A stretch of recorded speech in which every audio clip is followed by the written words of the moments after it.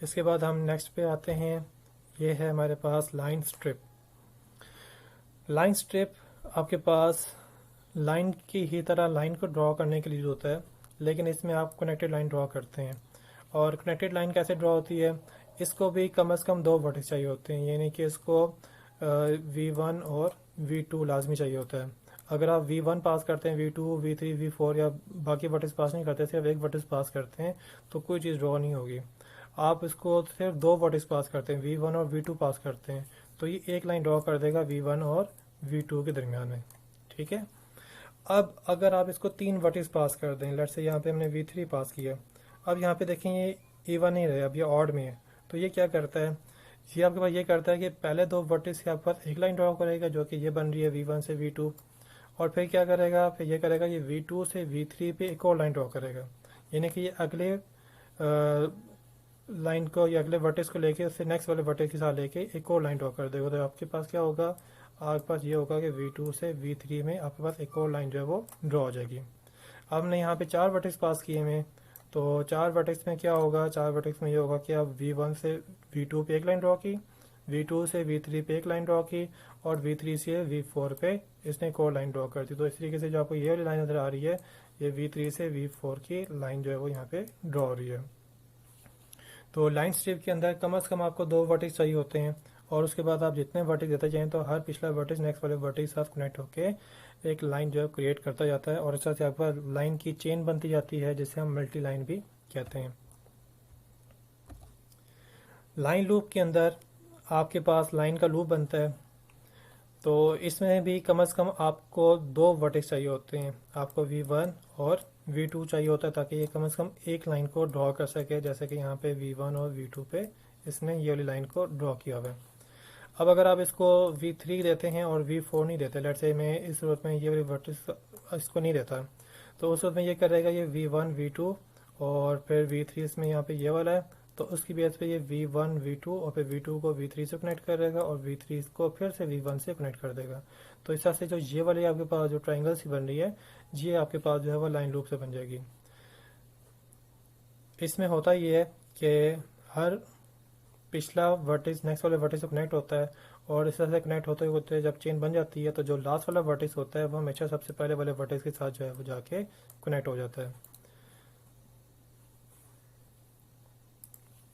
अब इस सूरत हाल में हमारे पास जो है वो V1 हमने पास किया, हमने V2 पास किया, हमने V3 पास किया,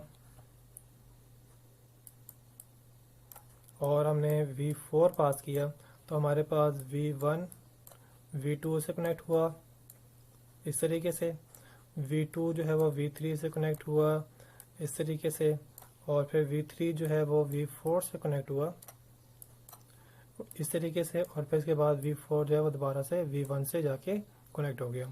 तो ये लाइन लूप जो है वो लाइन की मदद से एक लूप जो है वो क्रिएट कर देता है। इसके बाद है पॉलीगॉन।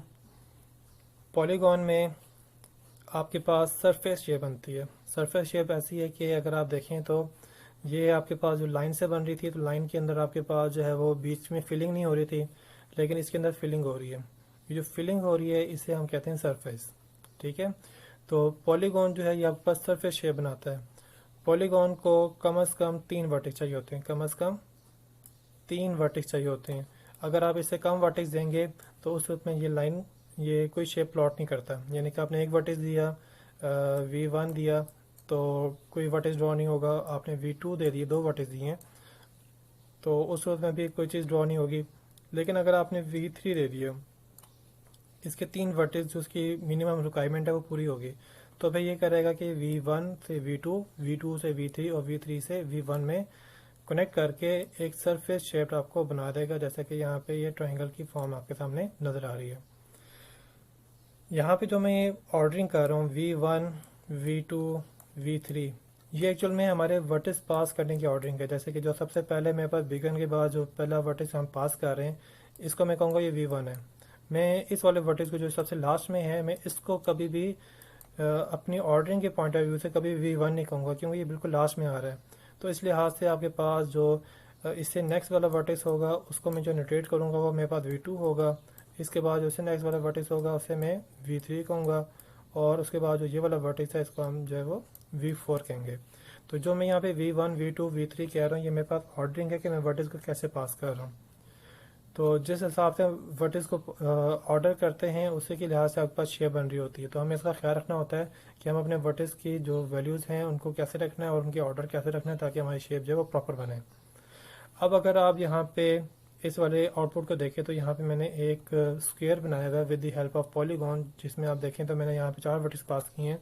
तो इसमें पहला वर्टेक्स जो है वो ये वाला है V1, इसके बाद दूसरा वर्टेक्स आपके पास ये वाला है V2, इसके बाद तीसरा वर्टेक्स है V3, और इसके बाद चौथा वर्टेक्स है इसमें V4।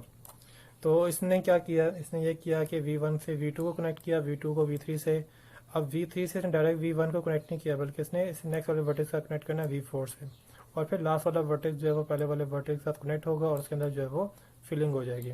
तो इस तरीके से इस ऑर्डर के साथ मैंने यहाँ पे वर्टेक्स की वैल्यूज पास की और मेरे पास ये वाला स्क्वायर फॉर्म आपके सामने नज़र आ रही है। अच्छा, अब जब भी आप सरफेस शेप बनाएं, कोई भी सरफेस जैसे पॉलीगॉन है और उसके अलावा आगे हमने और भी सरफेस शेप देखनी है, तो आपने इस बात का ख्याल रखना है कि आपके पास जो ये वाली वैल्यूज़ हैं, ये वैल्यू इस तरीके से हों कि इनके दरमियान में इंटरसेक्शन क्रिएट ना हो रहा हो। मिसाल के तौर पे जैसे अभी आपके पास ये वाली शेप है, इसके अंदर आप देखें तो यहाँ पे वर्टेक्स की वैल्यू ऐसे दी हुई है कि ये वाला वर्टेक्स V1 और V2 यहाँ पर है, इसके बाद V3 जो है वो इस तरीके से है कि वो बिल्कुल इसको क्रॉस कर रहा है कि जब हम V4 पास करते हैं तो V1 से V4 वाली लाइन और V2 से V3 वाली लाइन आपस में क्या कर रही है, इंटरसेक्शन क्रिएट कर रही है। तो जब इस तरह की आपके पास वैल्यूज़ आप पास करें जिसमें आपका यहाँ पे इंटरसेक्शन आ जाए तो आपकी आउटपुट ख़राब हो जाती है। इस वक्त जो आपने प्रीवियस में लाइन लूप वाली जो वैल्यूज़ थी वो देखी हैं, वही वैल्यूज़ अगर आप पास करके जो है वो पॉलीगॉन को पास करते हैं तो उस वक्त में आपके पास जो शेप की आउटपुट आती है, जो कि मेरी सूरत में इस तरह की आउटपुट आई है, जो कि हमारी रिक्वायरमेंट आउटपुट के बिल्कुल गलत है। ठीक है, तो इसमें होता ये है कि जब आपके पास यहाँ पे इंटरसेक्शन आ जाए या फिर आपका जो है वो पॉइंट जो है वो कुछ इस तरीके के आ जाए इसमें कि आपकी जो सरफेस जो प्रॉपर ना बन सके, तो आपका जो एल्गोरिदम है जो ओपन जीएल यूज़ कर रहा होता है वो सरफेस बनाने की कोशिश करता है, और वो मोस्टली जो है वो सरफेस जो है वो आपकी अनसीन या अनएक्सपेक्टेड हो जाती है और हमें उसको अवॉइड करना होता है। तो आपने इस बात का ख्याल रखना है कि जब भी आप पॉइंट की वैल्यूज़ आप दें तो आप उसको ऐसे दें कि आपके पास जो है वो इंटरसेक्शन जो है बीच में क्रिएट ना हो रहा हो। इसके अलावा इस बात का भी ख्याल रखना चाहिए कि आपके पास जो पॉइंट्स हैं वो कनकेव ना हो। कनकेव का मतलब ये है कि फॉर एग्जाम्पल मैंने V1 यहाँ पे पास किया, V2 इस तरह से पास किया, तो ये मेरे पास एक लाइन ये बन रही है। फिर मेरे पास यहाँ पे V3 मैंने यहाँ पे पास किया तो लाइन एक ये बन रही है। फिर V4 पास किया तो एक लाइन ये बन रही है, और फिर V5 के बाद फिर यहाँ पे इस तरह से। तो अब अगर आप ये देखें तो ये वाला जो वर्टेक्स है ना, ये वाला वर्टेक्स आपका इस शेप के इन साइड पर हो गया। जब ये शेप के इन साइड पर हो गया तो ये भी अक्सर जगह पे जो है वो प्रॉब्लम क्रिएट करता है। तो जो वर्टेक्स आपकी शेप के इन साइड पर हो जाता है उसको हम बोलते हैं कनकेव वर्टिसेस। तो आपने इस बात का ख्याल रखना है कि आपके जो वर्टिसेस हैं आपने कनकेव वर्टिस से अवॉइड करना है। इसमें होता है कि मोस्ट टाइम जो है वो आपकी शेप जो है वो प्रॉपर बनती है, सरफेस भी उसकी प्रॉपर हो जाती है, लेकिन अक्सर जगह पे जो है वो मसला क्रिएट करता है, कहीं भी वो शेप प्रॉपर नहीं बनती।